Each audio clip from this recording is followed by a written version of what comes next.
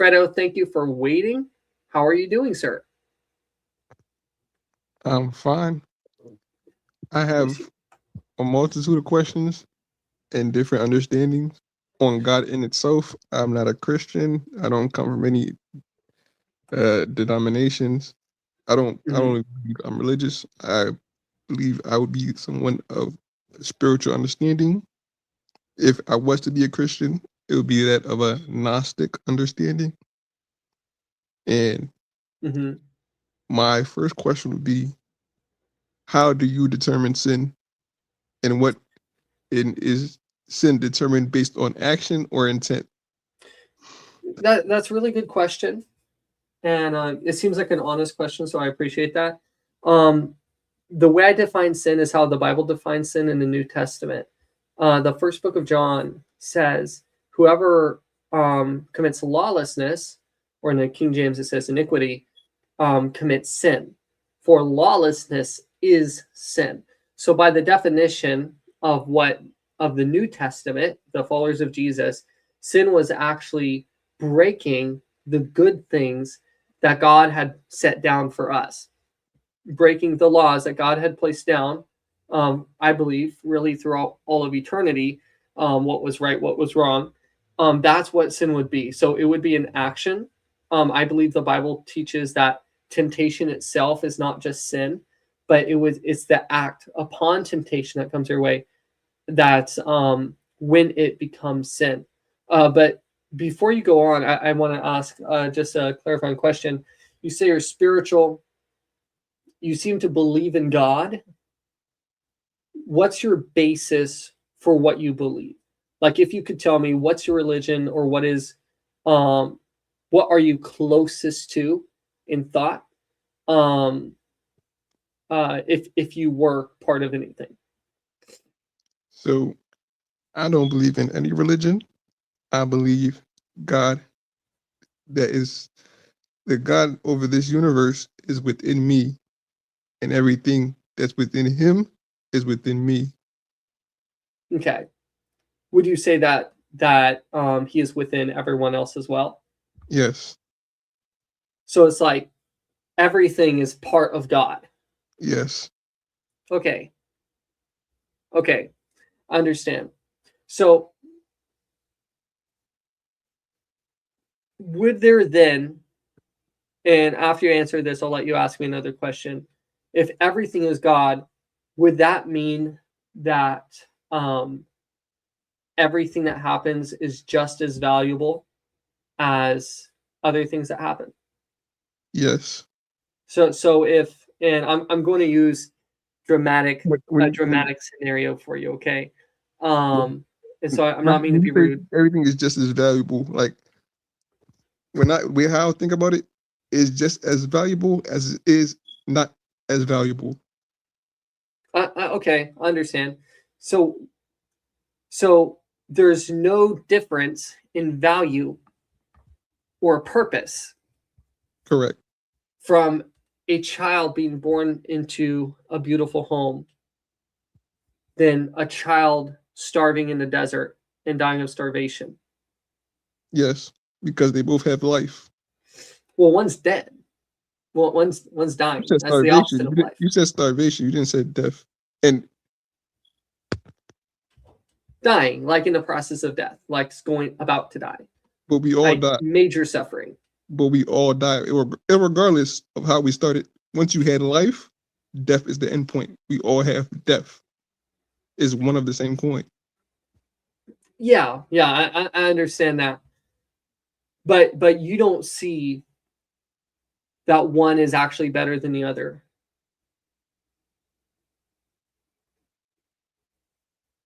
How is it better than the other?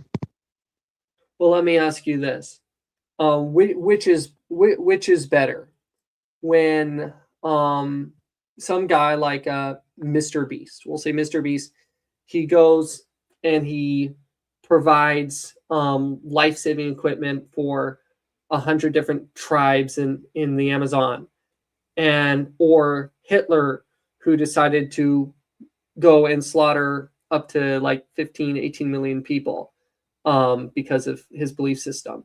were one of those actions better than the other?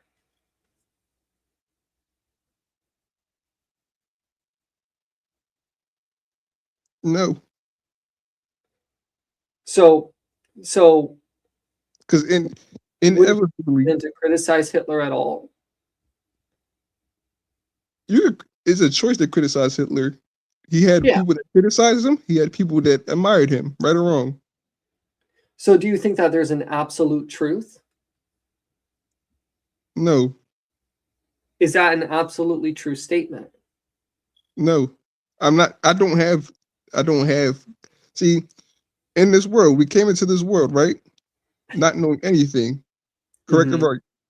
So everything in this world that we learn either has been taught to us. Sure. But it can still be true if it's taught to you. But you just told me that there's no absolute truth. So I asked you if that statement was absolutely true. You said that statement's not true. So if that I statement's don't know not for a true, fact that it's true. I hold it to be true. I could hold it to be true, but I don't know for a fact that it's true. well, I know for a fact that it's not true, right? How do you know that? I believe in absolute truth. If you You say, believe. if you Is your say, belief a truth? if you Is your say, belief an absolute truth? some people's beliefs are absolute truths. How do you determine that? But we determine that by evidence that shows something to be true. Like, for example, it is an absolute truth that I'm married to a biological female. Okay, that's an absolute truth.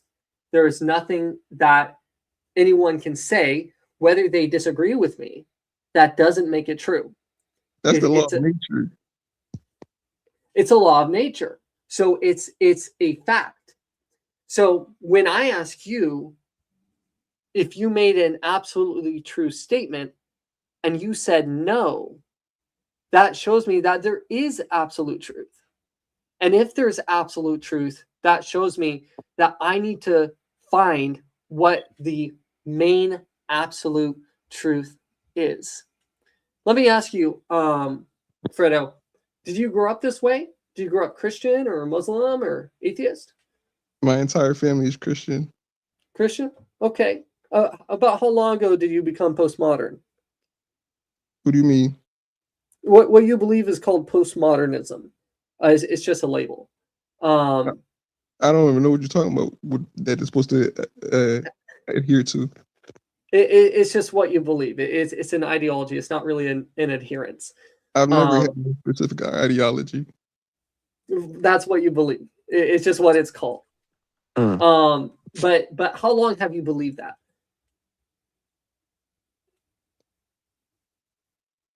I've concept to my own consciousness within, I would say, the last since 18th, and I'm 27. So 1827. So within about my 9 own years. consciousness, since I've gathered my own consciousness based on what I've observed Mm-hmm. in this life and not what I've been told by others and their perception of life. I understand. Is it possible that other people could be right? Yes, but they could also be wrong. That's fair. That's fair. So you've admitted that there is such a thing as absolute truth.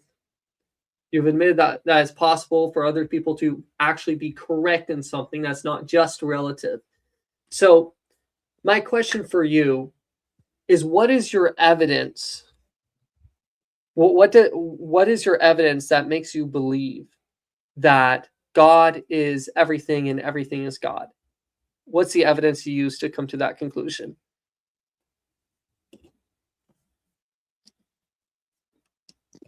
According to the Bible, right? Am I allowed to use the No. Bible or no? I mean, you can use the Bible, but I'm not like I'm asking a question of how you came to that conclusion. And if you want to quote the Bible, you can. It's fine. According to your Bible, it says that he created the world in his image, or he right or wrong. That's wrong. That's not what it says. What does it say? It says he created man in his image. That was the only thing that was made in God's image, according to the Bible, was humankind.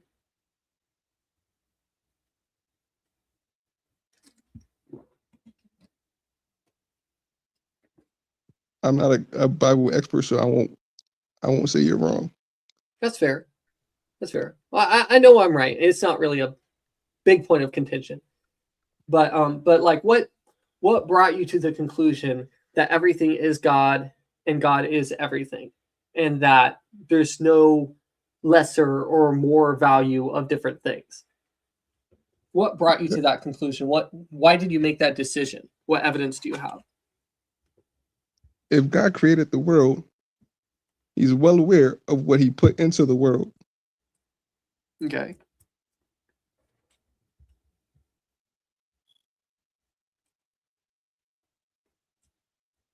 Is that the answer? Yes. Okay.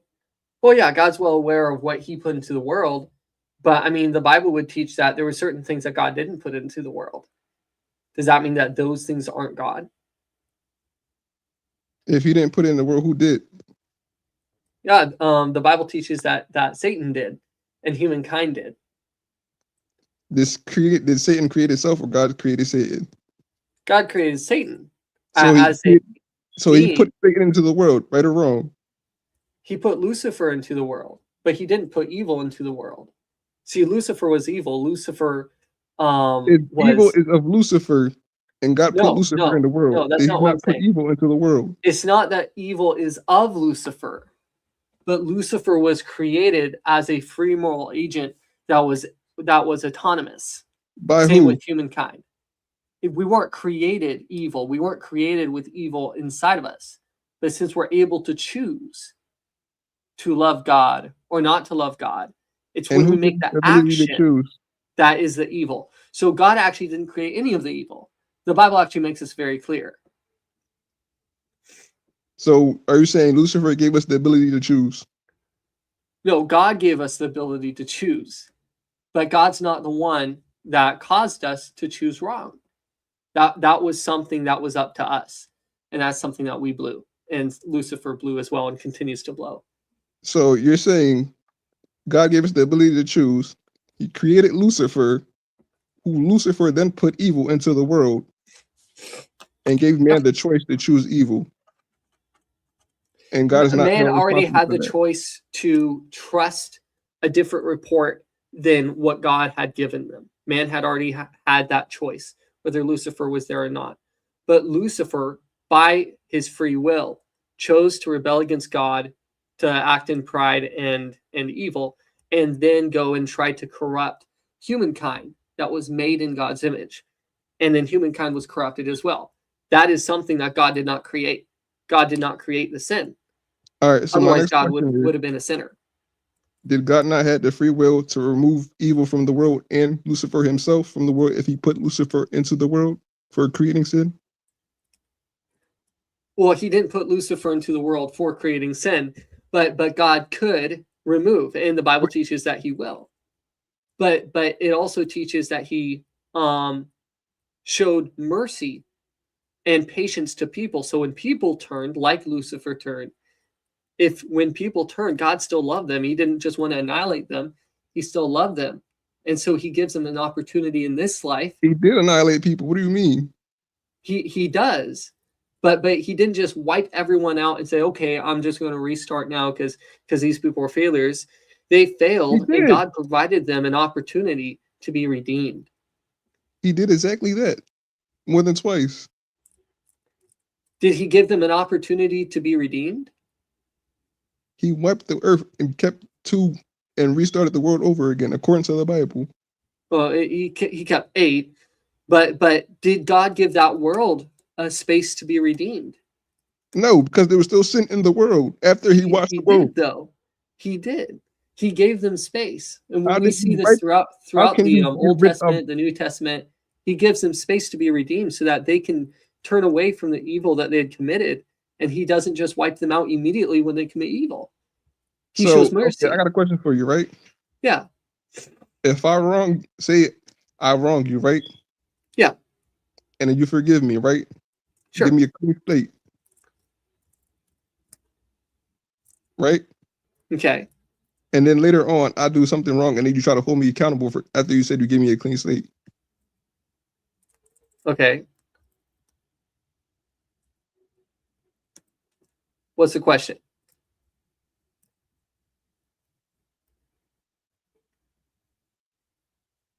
My question is accountability. God has no accountability for nothing that he's done. What do you mean by that? So the choices that God has made, right? He's not accountable for them, is what you're saying. God is not accountable. God doesn't have anyone to be accountable to, but he's consistent in his goodness, in his nature. And So you're he saying doesn't God cannot hold need himself anyone to be accountable? accountable to. So you're saying God cannot hold himself accountable?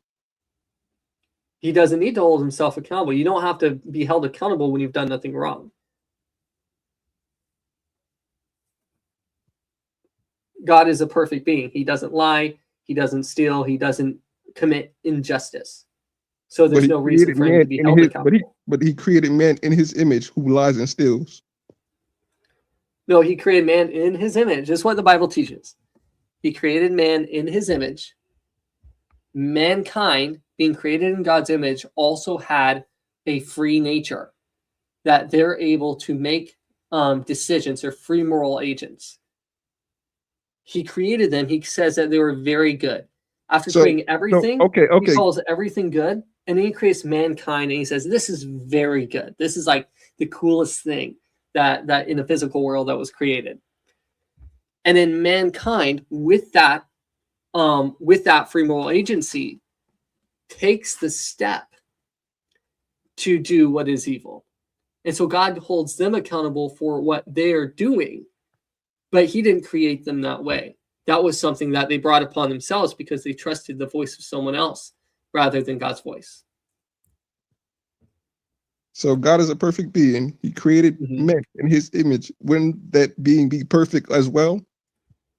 In his image? Created innocent. I mean, we're not perfect in the sense that God is infallible. Before Lucifer came into the world, and they were created in his image, were they not perfect? They were sinless, but they weren't perfect in the same sense that God is. Is a sinless person not perfect? They were sinless, but they were not perfect in the same sense that God is perfect. They were not infallible. They were innocent. They hadn't done anything wrong. They were in a state of innocence. They couldn't dream of not being innocent.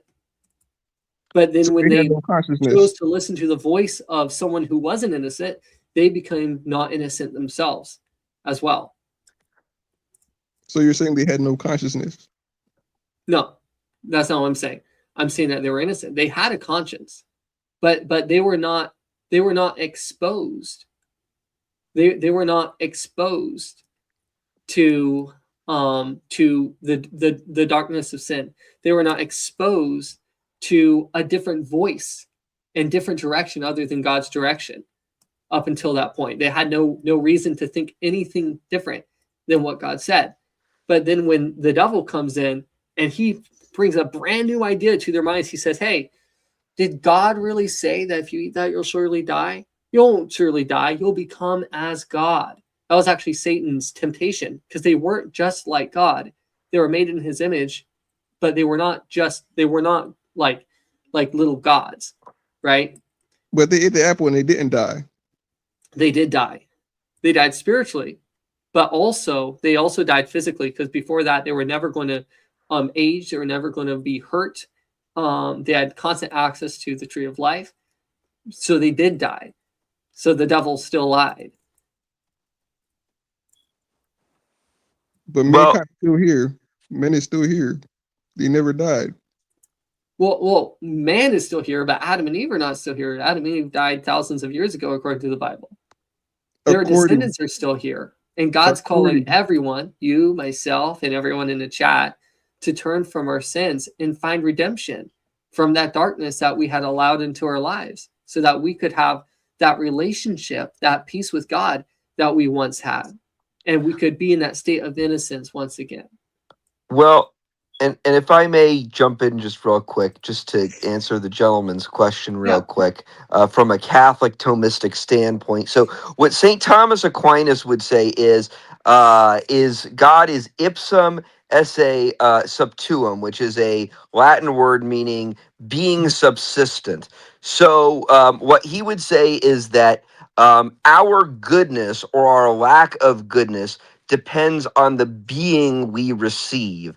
So the being we receive is ultimately kind of what fulfills our potential or what fulfills our natural end. So in the same way that, you know, a fireplace exists in a person's house, regardless of whether it's lit, but the fire itself is still the being that ultimately gives that fireplace its purpose. The thing that's kind of like the fire that gives us our purpose is ultimately God itself. Now, many people, and I think you bring up a good question here, will often try to put God in a category of good. What St. Thomas Aquinas says is that God is the category of good. So it's not, well, God falls under goodness in the Hey there, sense Keely. that this human being falls under the sense of goodness. St. Thomas Aquinas says any goodness falls under the category of God, which is goodness itself. Hey, So I know Julian. you had asked that question Disciple. earlier about, you know, oh, can God judge himself? Can God do that? Can God do that? Now, in regards to, you know, why some choose to do evil, again, this goes to the problem of evil. God gives every human what is known as a rational appetite. A rational appetite is essentially how we incline our passions. Do we incline our passions towards love, or do we incline our passions towards selfishness? And so human beings were created perfect in as much as their rational appetite was freely inclined towards God. Once man chose to not freely incline their rational appetite towards God, Hey there, then they Jessica. didn't receive being from God, and therefore they were separated from the ultimate source of good.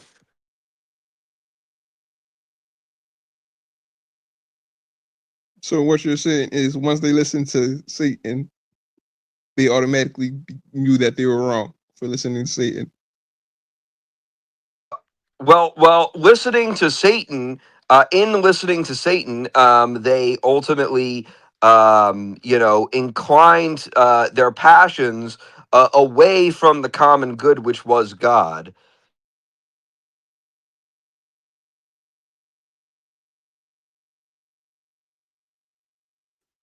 Okay, guys, I gotta let you know I've got to wrap up in 5 minutes. My time is almost up for the night. Let me see here. You can respond to Eastern Thomas if you want, Fredo. No, I'm good. Okay. Do you have any other questions? No.